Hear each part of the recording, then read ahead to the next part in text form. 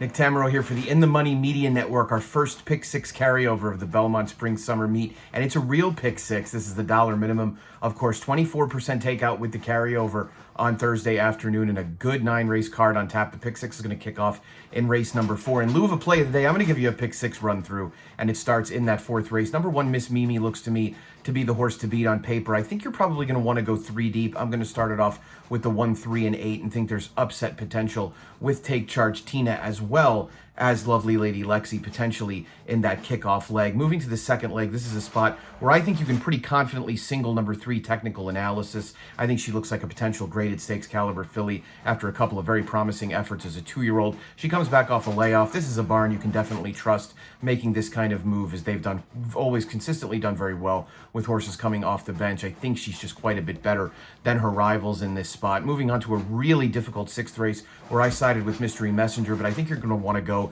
pretty deep in here. All in all, I felt like you could use horses like the 1, 3, 4, 8, potentially the 10 and the 12, and if you could get all those on the ticket, should your budget allow, it would only help your chances. Number 4, Hometown in race 7 looks to me like another potential single. You might want to use him along with the 1, Dust Devil, depending on which half of this entry ends up starting. I obviously prefer Dust Devil quite a bit to Indian Counselor. Moving on to the 8th race, where a lot of people are probably going to single Mr. Alec. I don't quite trust him enough to do that. I also want to use the 2, Dinah Drive, and potentially the 5, Utmost, even though he's coming back from a very, very long layoff. And that leads you into an absolute minefield in the 9th race where you're going to probably want to be as deep as you can afford. I ended up putting number 6, Knockout Punch, as my top pick. I'm definitely going to use him, but I'm going to go very, very deep in here, as it's very difficult to have any level of confidence in this type of affair. One thing I think you can know about that last race is there should be a very good pace, so do heed those late runners potentially as having a bit of a tactical advantage. Good luck with this Pick 6 carryover. Be sure to click on subscribe